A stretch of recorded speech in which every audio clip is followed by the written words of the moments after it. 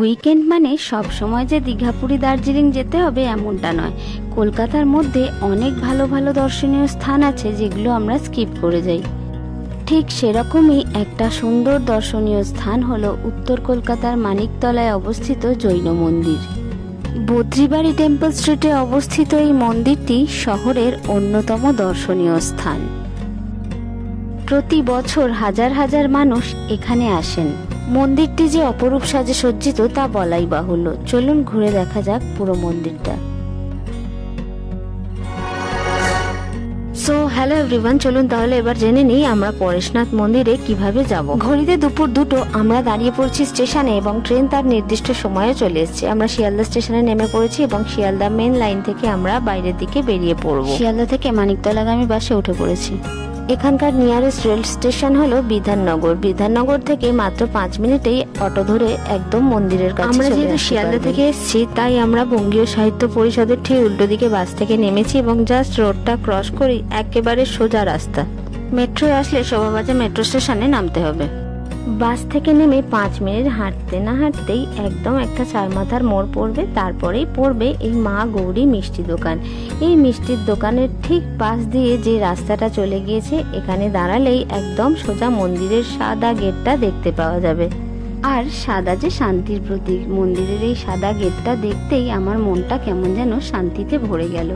এই মন্দিরের দিকে আসতেই বাঁদিকে পড়বে শ্রী শ্রী ঠাকুর অনুকূল চন্দ্রের মন্দির।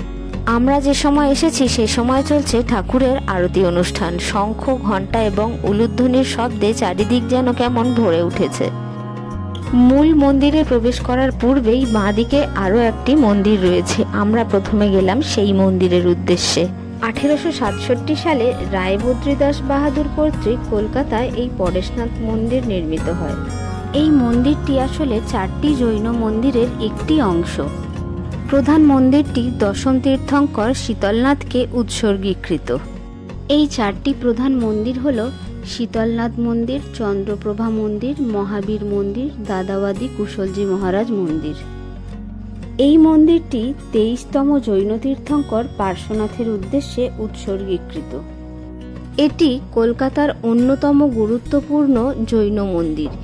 এই স্থানটি সারা বিশ্বে বিখ্যাত, তাই ভারতের দূর দূরান্ত থেকে ভক্ত জৈনরা সারা বছর এই মন্দির প্রাঙ্গণে ভিড় জমান। এই মন্দিরে অসাধারণ নকশার প্রদর্শনী রয়েছে। এটি একটি চিত্তাকর্ষক কাঠামো, যার মধ্যে রয়েছে আয়না, খোলা স্তম্ভ এবং রঙিন কাঁচের তৈরি জানালা। মন্দিরের দেয়ালে রয়েছে মোজাইক করা এবং অন্যান্য অলঙ্করণের কাজ। মন্দিরের বাইরে ফটো তোলা বা ভিডিও করার পারমিশন থাকলেও মন্দিরের ভিতরে কিন্তু কোনো রকমভাবে ক্যামেরা অ্যালাউ ছিল না। তবে নিজে চোখে যা দেখেছি তা সত্যিই ভাষায় বর্ণনা করার মতো নয়। একবার নিজে চোখে না দেখলে সত্যিই বুঝতে পারবেন না। আর মন্দিরের ঠিক সামনের দিকে একটা পুকুর রয়েছে। পুকুরের মধ্যে বিভিন্ন ধরনের কালারিং মাছও রয়েছে।